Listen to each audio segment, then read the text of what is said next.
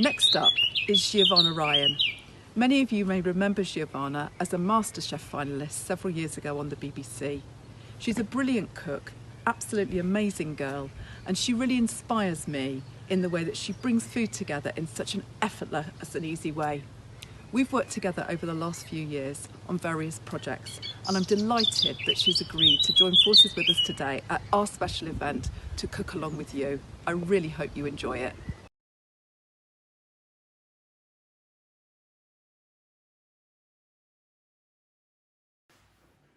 Hello, my name's Giovanna and I'm delighted to be cooking with you all today as part of Country Living's online fair.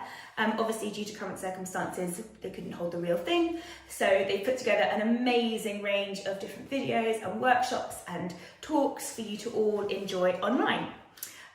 When this is all over, hopefully, and social distancing measures have been lifted, please do book a ticket for the Christmas fair. There's loads going on and it's going to be a really wonderful event. So today I'm going to teach you 2 recipes in a relatively short space of time, but they are very easy and they can be made with things that you should have lying around in your cupboard. Please don't worry if you don't have the exact ingredients. I will give you lots of different substitutions, different ways that you can adapt it to make it more suitable to what you do have. I'll also give you some options for places you might not have thought of to get hold of stuff. There are definitely lots of businesses that are struggling at this time that could really do with your support. Small artisans, food companies particularly are in, my ballpark, that I'll give you some tips on maybe where to get stuff and how you can support them. You can also support them by following @CLArtisans on Instagram. So yeah, please do look for those things because the supermarkets are a nightmare at the moment. Please shop small, please shop local, and please try and support those people where you can. So let's get cracking. So I'm going to teach you 2 recipes. The first recipe is a lovely hand-rolled pasta called peachy. You might have seen it before. It's becoming quite trendy now, but it's really easy for you to make at home. You don't need any equipment whatsoever, and we're going to serve that with a lovely Basil Pesto or whatever herb that you have. The other thing we're going to do is a no churn ice cream. So again, no equipment, well, very little equipment. And you don't need an ice cream machine. You just pop it in the freezer and it's ready to go. That's going to be a blueberry and lemon ripple ice cream. But again, you can substitute for all sorts of different things. The base of the ice cream is really what you need to know. So I'm going to start by making the pasta because it needs to rest. So this serves 2. I'm making it for 2 because there's 2 of us in the house. But obviously it doubles up very easily if you want to make it for 4 or more than 4. The recipes are all available for you to download if you wish, so you don't have to write all this down as I go. So we're starting with 200 grams of strong white flour. Now I know what you're going to say. I can't get flour. Yeah, I get that. Really hard to get hold of. However, there are places that you can get it from. So a lot of local mills, a lot of regional mills are, what we got, 1 for 1. A lot of regional mills are selling flour online. It can be quite difficult to get hold of, but they will sell it to you. Quite a lot of places are selling huge sacks, so you could get yourself a huge sack and share it with your neighbours. How about that? Obviously abiding by social distancing. A lovely company called Hobbs House Bakery is doing that kind of thing. If you live in London, Bread Ahead is delivering, and you can sometimes find it on the online supermarkets. Sous Chef delivers worldwide and they've got flour in at the moment. So yeah, it's just a case of looking around. So I've just got 200 grams of flour in here. I'm just adding a little bit of salt. That was just to weigh it out. And then I'm going to make a well in the middle. And then I'm going to weigh out my water. It's much more accurate than measuring it. 90 grams of water.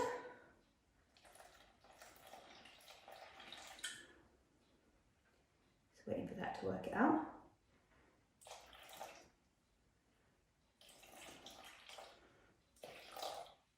I think that might be a bit too much. I've overdone it, but never mind, you won't. And then a big glug of olive oil, just to give it that lovely shine. It's about a tablespoon, actually, probably a bit more. And then you want to get a fork, because if you start putting your hands in at this point, you're just going to get mess everywhere and it's going to waste. So use a fork to start blending it in. Yeah, I've definitely got too much water. Just add a little bit more flour. No one will ever know. Oh no, we might be all right. You're looking for a relatively soft dough for this pasta, but definitely not wet. So you want to get it to the point, you see it's quite shaggy, that's okay. Get it to a point where it's starting, just going to put a little bit more flour in, to come together as a dough. And as soon as you've got all those bits of flour up, use the middle to kind of squish them in. You can transfer it to a lovely, clean, dry surface. It's a bit sticky, but that's okay. So you need to knead this for at least 10 minutes because that's what gives it the elasticity that you need to pull it into those long worm shapes that you might have seen Peachy. They're sort of like quite thick. It's like super thick spaghetti and they're so lovely. They are chewy and soak up all that lovely sauce that you're going to make, whatever sauce that might be. I'm only adding flour because I put too much water in. You shouldn't need to add flour if you haven't done it wrong like me. So with kneading, you want to make a shape, hold it with one of your hands and push it away with the heel. You don't want to push it so far that it keeps breaking because we're not looking to break the dough, we're looking to extend those gluten strands. So I'm not going to show you this because no one wants to sit here and watch me knead for 10 minutes. However, you should get it to a state where it's lovely and smooth. A lovely Italian chef always says, smooth hands, smooth dough, smooth surface, and that's when it's ready, when you know that there's nothing left on your hands, there's nothing left on the surface, and the dough is lovely and smooth. It's kind of, and it will start to feel really pliable. Now I'm going to do a little repeater moment for you all because, where is it? Here's what I made earlier. So you need to allow it to rest for at least an hour. Once you've rested it for an hour, all those gluten strands will start to relax, which means that you can start pulling it apart. So I'm going to clear down a little bit. What you need is a really, really clean surface with no flour on it. As you can see, I've got plenty of flour on mine at the moment, so let's get rid of that. The reason is because to make this pasta, you have to be able to roll it. And it has to be able to hold on to something to be able to roll itself out, which you'll see in a minute. So I'm just going to get rid of all of this and clear a little bit of space. I've made myself a mess. That's for later, don't need you anymore. Might need you later. So I've got really floury hands, so this isn't going to work. So I'm going to wash them and dry them.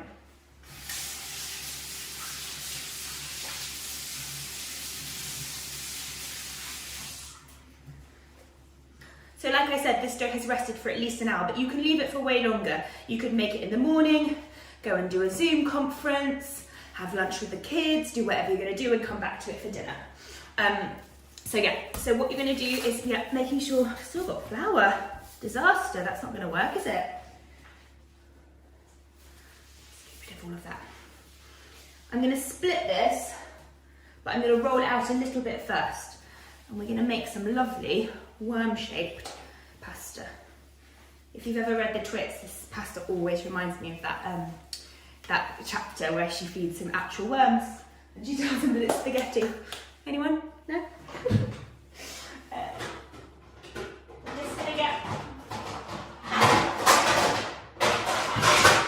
Sorry about this. A couple of trays to put them on when they're done. If you have semolina, it's a really good thing to be able to just keep it from sticking to itself. I have some. If you don't, you can just use flour, but you do need something.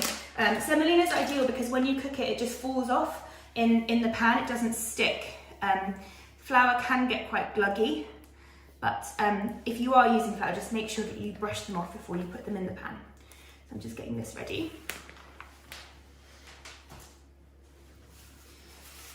So I'm going to squash this out. You don't really need a rolling pin for it. Squash it out into a relatively sort of vaguely even, because it doesn't really matter if some of our peachy are longer than the others. I just realised you probably can't see this. There we go. So we've got it sort of flattened out into a vaguely rectangular shape, long rectangle. I'd say mine's maybe 10 centimetres-ish by about 20 centimetres. Really bad at things like that. And then all you're going to do is cut them with, you can use a butter knife for this, into just very vaguely that size strip. See that? Again, really doesn't matter what kind of, they don't have to be even. They won't be, mine aren't, it doesn't matter at all. And then we're gonna roll these out into these fat worms. And then while they're cooking, I'm gonna show you a really quick pesto. So the pesto that I'm gonna do is made in a food processor. Now, I know that that's not the best way. I know, I'm aware. It is not the best way. The best way to make it is in a pestle and mortar. So if you're feeling very virtuous, you can do it in a pestle and mortar. However, I don't have a pestle and mortar, and I'm not gonna go out and buy one because I'm trying to be good and stay in. So I'm gonna do mine in the food processor. The reason it's not as good is because it does bruise the basil. But if you use it straight away, it's not much of a problem, and it's much quicker. And who has the time, really? Even in these lockdown times, we've all got things to do. So keep going with this, and then we're gonna roll them out and pop them in our trays. In terms of the pesto ingredients, you can really use, oh, that's really fat. That's gonna be a big one. You can really use any combination of kind of herb, cheese, nut, oil. So, for example, you could absolutely make a pesto with parsley, walnuts, and walnut oil, and some parmesan. Or you could make it with pecorino, I don't know, basil, and hazelnuts. There's all sorts of different combinations that you could use. So whatever you've got hanging around, it will work. Things like dill don't work that well, but I don't think that you'll be making a pesto with dill. You could try. So yeah, I'm gonna make a really classic basil pesto, but please don't feel like you have to go out and buy a huge bag of basil if you can't find any. Right, so we've got our little pieces here, and I hope you can see this. So all you're gonna do is kind of make this motion, rolling, and then move it out like this. Looks like I'm doing some really strange dance. And because the dough is really lovely and pliable, it will just pull. So if you can see this, and then if it's not quite there, you just keep going. And you should end up with a lovely, fat, very lengthy worm that looks like this. Don't worry if it's a bit uneven, it doesn't matter. Do be aware that they do puff up, as in that they'll expand during cooking, so they will get bigger than this. So you don't want them much thicker than this, which is quite thick still. Then you put them in your semolina and just give them a dust around so they're not going to stick to themselves. The key as well with this is not to leave them for too long. If you leave them for too long, they will stick together. So you want to cook them probably within 30 minutes of making them. You don't want to make them at the beginning of the day and leave them because they'll dry out and they'll stick. So while I'm doing this, I just want to tell you about a couple of places that I've been using that are really, really amazing artisans, really amazing food companies. A lot of restaurants, as in every restaurant pretty much, has closed in some capacity. So there are huge amounts of food suppliers that are really struggling because they don't have their huge restaurant orders. So lots of companies, for example, Food Chain, are really trying to allow you to use those services. They usually only supply restaurants, but they're doing home delivery services. They're kind of worldwide, not worldwide, that's a lie, UK-wide. If you live in London, I know that Natura are delivering. They have this beautiful, beautiful selection of Italian produce and fruit and vegetables, lovely, lovely fruit and vegetables, and they supply restaurants almost exclusively up until now. So that's really exciting that you can get hold of all those lovely things. But there will also be, I'm sure, all sorts of restaurants and places all over the UK that are delivering veg boxes, farms. Get in contact with your local farms, see if they're delivering, check them out on your website, see who's delivering milk, all sorts of other things. As much as possible, the supermarkets are completely overwhelmed. They're doing fine. You don't need to give them any more business. And there are so many people that will deliver. So for example, with this lovely pesto that we're going to make, if you're looking to get some nice parmesan, I know that Neil's Yard are delivering why am I keep saying worldwide? It's just not true. Delivering UK-wide. Shout out to my little brother who runs a deli in Cambridge. They are currently just delivering to people in the Cambridgeshire area, but they are about to roll out UK delivery.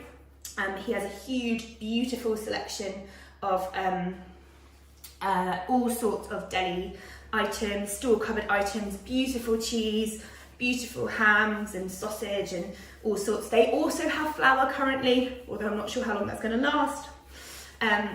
So yeah, please do check it out and see if you can find maybe someone that you hadn't thought of that you might want to support.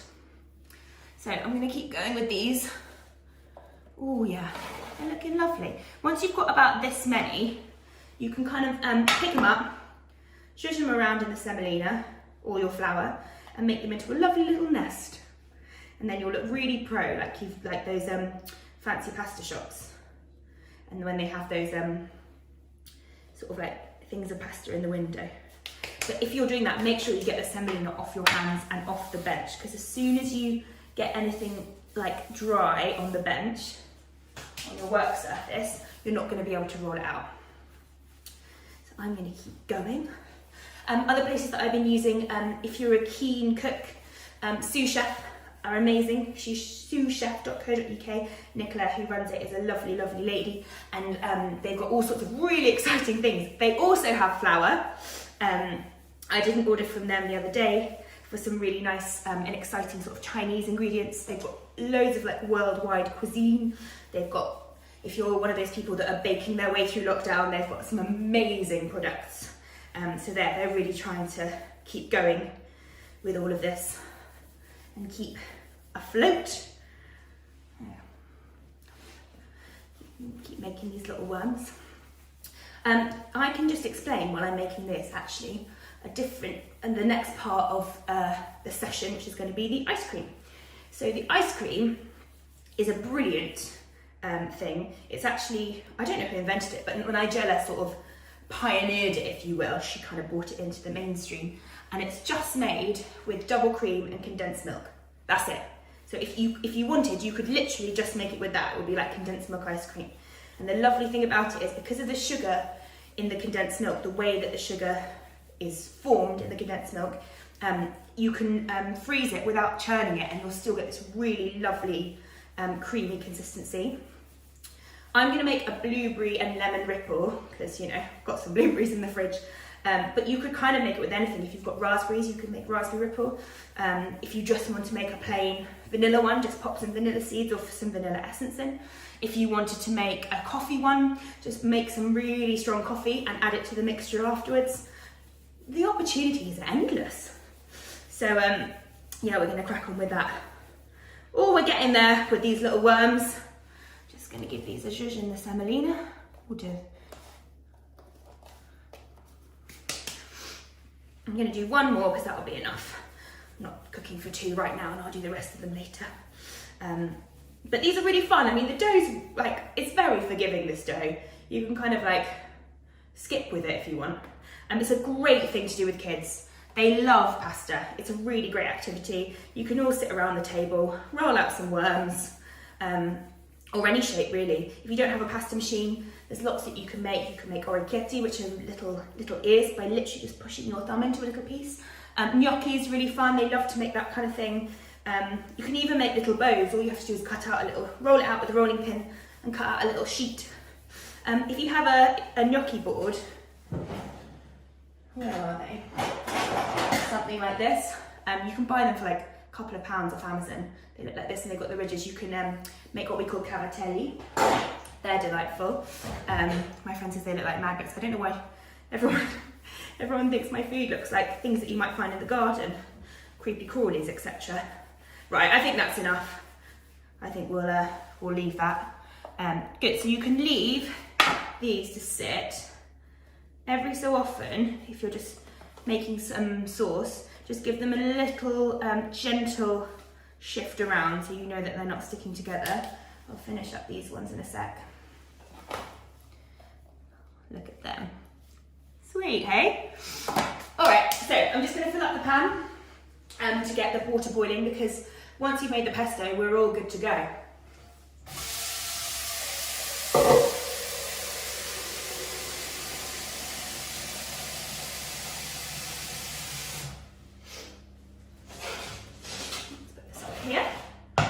going to pop that on, don't need that anymore.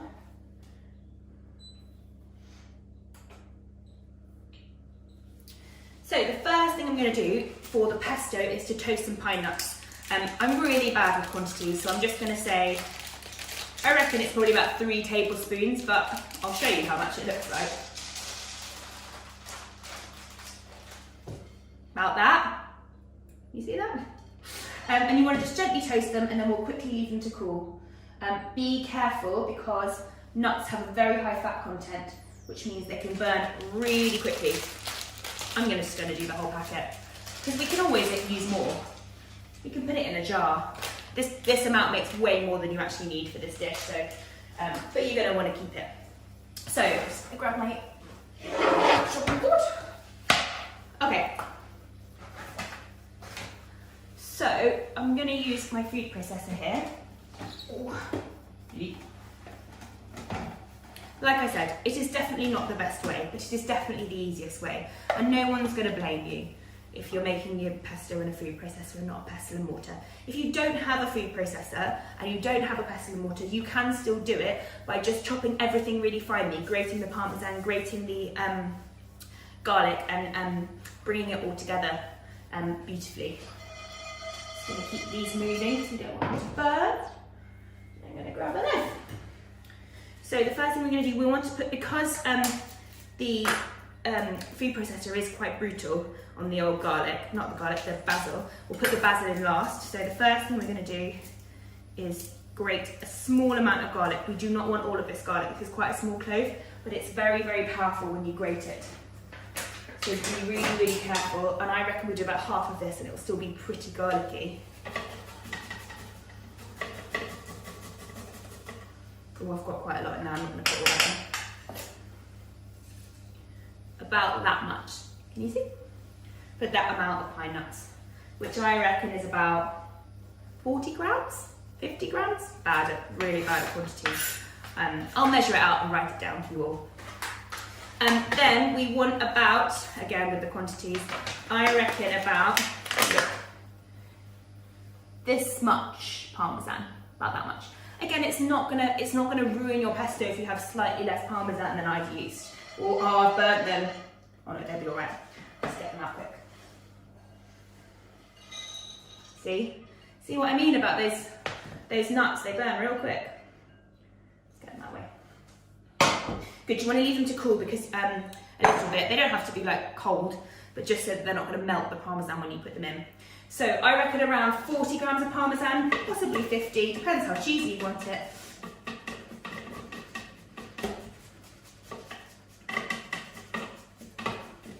Woo. Great thing about cooking in lockdown is, well, I suppose you're eating it so it's counterintuitive, but you know, it's relatively active, sort of. Great, so that's that. These probably cool enough now, just put them in on the other side. I've got 2 ends of olive oil to use up. Use quite a nice olive oil. You don't want it to be like a one that's a bit bitter or something. So really, you want to use a decent olive oil in this. I've got 2. One's a Bella Zoo one, and one's one that I got from my local Italian deli before it shut. Sad times. So with the olive oil, I think it's probably about 6 tablespoons, but it really depends on like how loose you want it to be. If you want it thicker, with this pasta, you want it to have some structure to it, so you don't want it to be really loose. You want it to have some thickness. I think that's basically finished. Gosh, it's taken its time to come out. So put the olive oil in at this point, and then if you get to the end and you feel like it's a bit too thick, then just put some more in. So blend this up until the pine nuts are mostly broken up. If you've got, it's quite nice to have 1 or 2 that are not so they're still whole. It's nice.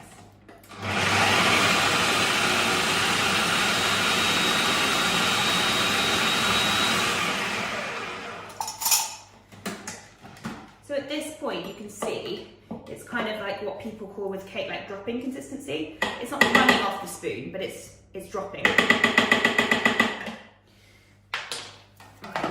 So I would love loads of basil in my pesto, but if you don't want as much, that's fine too. So at this point, we want to make sure that we've got everything in. So we're going to add some salt, and we're also going to add a little bit of lemon juice. If you have a basil plant, this is what my mum always used to say, never pick the top leaves because those are the ones that are growing. So try and pick the leaves that are off to the side, and it will help them to grow. This is just a plant from Waitrose, and she's doing quite well actually. Oh. Oh gosh, made such a mess. So yeah, I'm going to get a lot of this in. If you were being lazy, you could literally just raise the whole thing. But ideally, you don't want the stalks in. The stalks are what make it go kind of that dark sort of colour, especially when you leave it. So try not to get too much of the stalk in if you can, but don't spend ages like cutting every single bit of stalk off. Nobody's got time for that. Okay, let's get a couple more from this side. Oh, she's severely depleted now. I'm sorry, Basil. You'll grow back though. See, this is what happens during lockdown. You go mad and start talking to your plants. Oh dear, right, that'll do. Let's see how we're doing with that. We can always add a little bit more. So at this point, it's quite a good idea just to give it a pulse so you don't completely ruin it.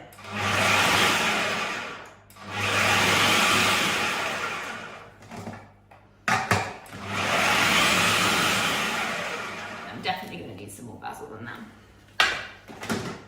She's looking good though.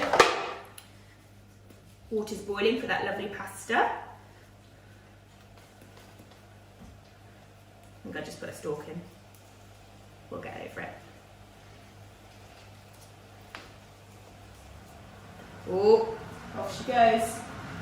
So the extractor starts to come on and everything gets a bit noisy. You can tell it's coming down to show time. I will definitely deplete it now. I'm going to have to get my other plant.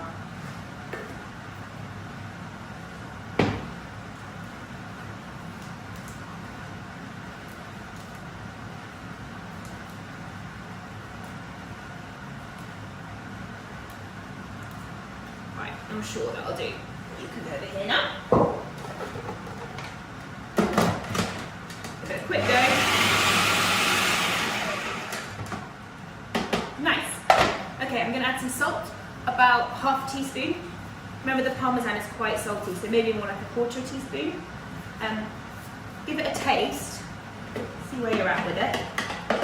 See, this kind of consistency I think is great for this kind of pasta, because the oil will become a bit runnier when you put it in with something hot. Just want to give it a little taste.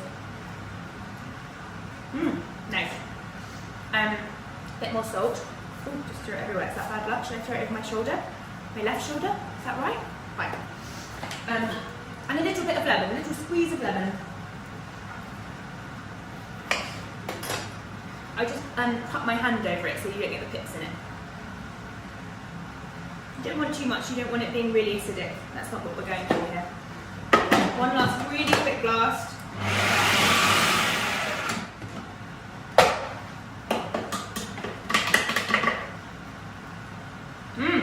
Delightful. Great. Let's leave that there, ready to go. While I tidy up, chat to you a bit, and cook the pasta. So this is boiling. I'm going to turn it up again. It was going a bit mad. I'm really set that away. I'm just going to pop these in. Again, if you're using flour, if you use flour instead of semolina to stop them sticking, please make sure that you're not, you just give it a good shake before you go. The water's not quite boiling, so I'm just really quickly, just cheeky, roll these last couple out. Let's get in there. Oh no, see this is what's happened, it's all got semolina on it now. Never mind, oh there we go, that's fine. She'll do.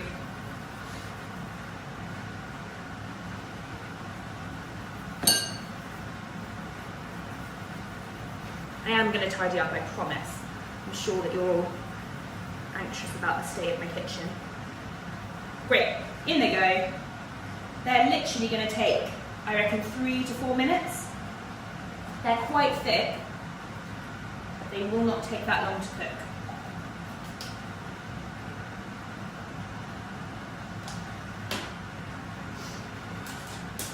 Okay, I'm going to get rid of all this stuff. And then, once that's cooked and we've had a look at it and put the pesto through it, I will show you how to make a very, very easy ice cream.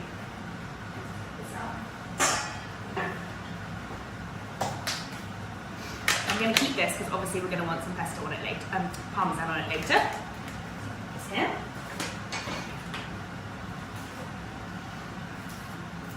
I'm going to need this lemon for later. Don't need you anymore. Definitely don't need this.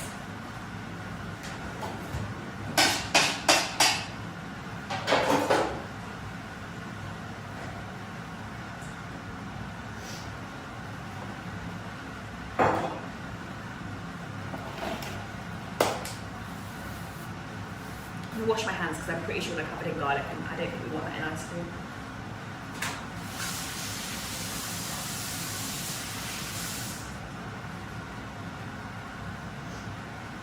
Okay, so in this version of this ice cream, like I said, it has two main ingredients. It has condensed milk and it has cream, double cream, 300 mils of double cream, and a tin like this, conveniently, which is 397 grams of condensed milk. Now, I found this in my corner shop. Waitress didn't have it, but it was just on the shop on the corner, so it's definitely worth having a look at those little corner shops to try and find it if you can't. Like I said before, I'm going to make a blueberry ripple version. So what I've done already, because it just takes a little while, is I put 300 grams of blueberries and 150 grams of sugar, plus about 3 or 4 tablespoons of water in a pan. I've let it cook down, stirring it occasionally, giving the blueberries a squish as they go. Just going to stir our pasta. Oh no, do give it a stir because it will stick to the bottom. It's fine. I've let it cook down so it basically looks like jam. It kind of looks like this. Something you can spread on your toast. Again, dropping consistency. However, when it's hot, it will be thinner. It will thicken up as it cools. And you need to let it cool because you don't want to put it into the freezer hot. We'll come back to that in a second. For this ice cream, I'm going to use a stand mixer because I have one. You could also use one of those cake beaters, that would work too, an electric handheld whisk, or you can do it by hand. You can absolutely do it by hand. I'm just lazy. It takes a lot of elbow grease. And I went for a run this morning, so I don't need any more exercise. I'm just going to get my lovely stand mixer, whom I love. She comes everywhere with me. So, keep an eye on these little pastas. Literally all you have to do is put your... No, that's not going to do it. Come on this side so you can see me. Oh, I always do this wrong. Is it this way? Yeah, it's this way.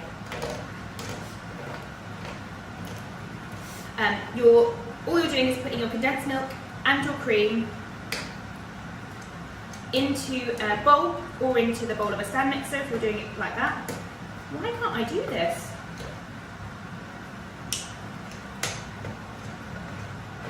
It's not working. Just have to prise it open. I think I'm doing it wrong. Is it this way? Ah, yes. There we go. Nailed it. So, like I said, 1 tin of this size of your, oh god, I made such a mess, of your condensed milk, plus 300 mils of cream. You're going to whisk it all up to soft peaks. I'm going to do it in 1 second because our pasta is probably ready. Hold.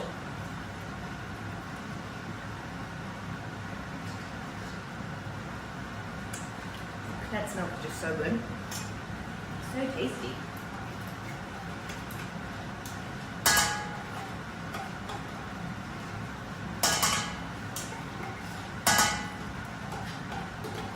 Get it all in there. I'm coming, pasta. Chill out. Okay. Let's see how she's doing. Make sure you get a relatively thick bit so you know what's going on. Let's have a fork.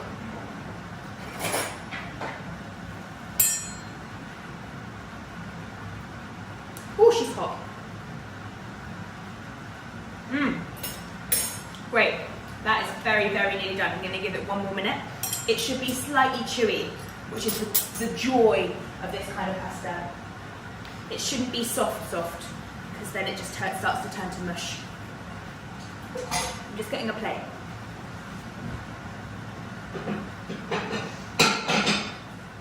So, I reckon that's it.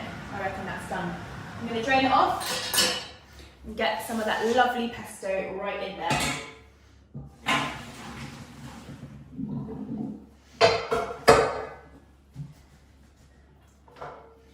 Straight back in the tank. I'm going to show you them. You might not be able to see it with the steam. So there they are, all lovely and cooked. You see that? So, big spoon, or a spoon, whatever spoon you've got around. I'm just going to move you out of the way for a sec. We preempted a little bit, haven't we? Great. Plenty of pesto goes in here.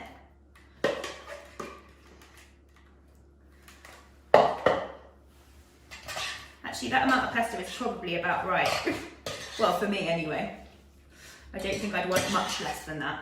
You get it lovely and coated. The nice thing is that the kind of gluten and that's kind of in the residual pasta water emulsifies with the oil, and it makes it really delightful and all like silky and smooth and yum, glossy, which is the word that I was going for. And just to finish this off, I mean, I say this serves 2. I'd probably eat this by myself. But you maybe aren't as greedy as I am. So, and then we're just gonna tip her onto a plate to enjoy. Oh yeah, look at those little worms. Yum. And then of course, don't leave any of that pesto to go awry. Of course, you're gonna want a little grating of Parmesan. So let's not leave that out. No, this one.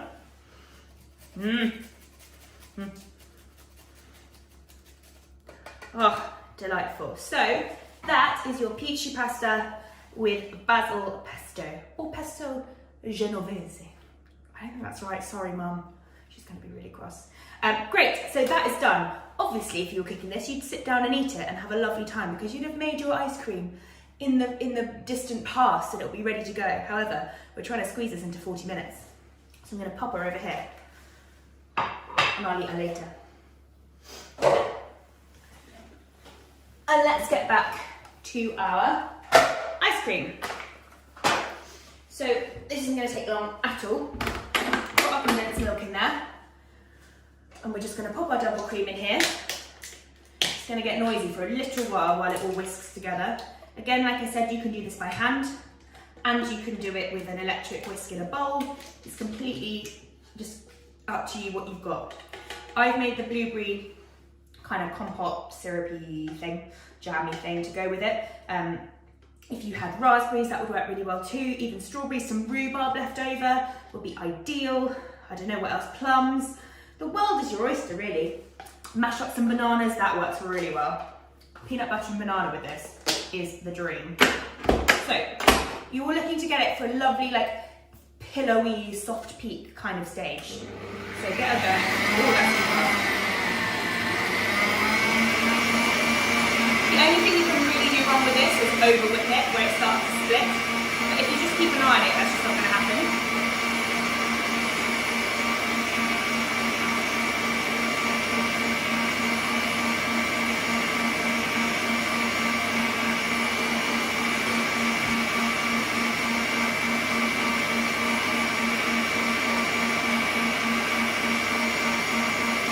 Thicken up, because it gets to this thicker point, when you keep an eye on it, don't let it go too far. You'll see, because you can see the whisk making shapes in it.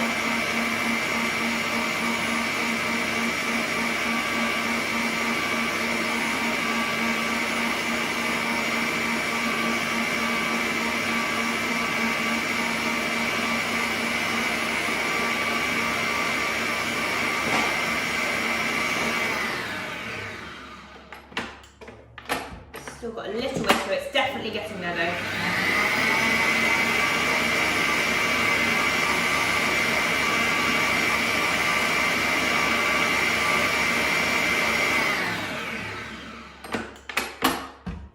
that's what you want. You want something that's soft, holding its shape a little bit, but not getting to the sort of stiff point. You can kind of pick it up and it will drop off. This dropping consistency thing is the theme today.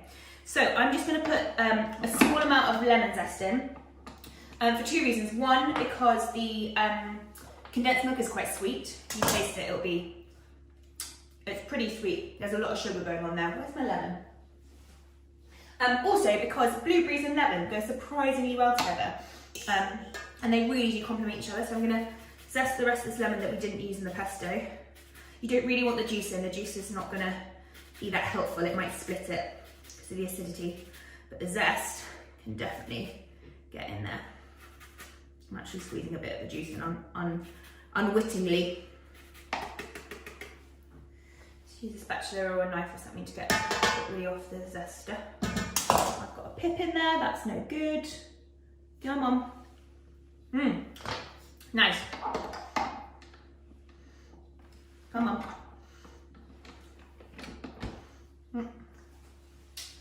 It's all gone wrong. Great, so a little bit more. I can probably take a little bit more of this thing.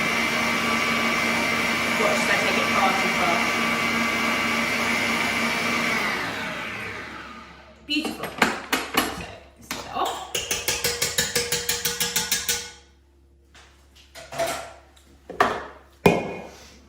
Pop you over here, and you can use any container. I'm going to use a loaf tin because, let's be honest, I'm going to put it on Instagram later and I want it to look nice. So I'm going to just scrape it straight into the tin, this sort of base mixture. So at this point, if you're making coffee, for example, you'd want to whisk the coffee mixture in right at the beginning so it all combines properly. But if you're like adding vanilla, or you're wanting to add like, I don't know, orange zest or anything like that, that's the time. But if you're adding like an extra element, like this sort of blueberry ripple that we're making, then you want to leave that to the end, because obviously if you're whisking it in, it will be no longer a ripple, it will just be blueberry ice cream, which is cool too. I'm up for that. Okay, so I'm going to take a fork to ripple it in. It's quite thick, so you can pop, I'll put this here so you can see a bit better. Pop some blobs on it on the top, and then literally all you're going to do is just swirl it in. And just keep working until you've used it all up. I love blueberry ice cream. I think it's so delicious. I think there's something about blueberries that works really well in it. You don't want to incorporate it too much. You want to get that lovely swirly effect. I've made it into a bit of a mess. Put a little bit more in. Try and make sure that it's gone right down to the bottom, it's not just sitting on the top. So maybe give it a little fold over as well. Little fold. There we go. Lovely. Just put that in there. And then that literally is it. I told you it was easy, so this is how she looks. Lovely. Lovely swirly blueberry ice cream. All you have to do is pop that in the freezer. Yum, really good. Kids love this because it's got loads of sugar in it. I know that's not what you're meant to say. I know that kids aren't meant to eat too much sugar, but it's delightful. It should set in probably 4 to 5 hours, depending on how efficient your freezer is. And the great thing about it is that it comes out like soft. You're not having to like hack at it. It does stay very soft and very lovely. So that is the end of my online demonstration for country living. I really hope you enjoyed it. Please share anything that you make. If you've made your little worms, if you have any questions, please do ask. I'll be available to answer hopefully most questions. Don't promise anything. And yes, like I said before, please make sure that you are using artisans and that you follow at CL Artisans to support our small businesses and the people that we would have had were we allowed to at the Country Living Fair. It was really nice sharing this with you, and hopefully see you soon. Thank you, bye.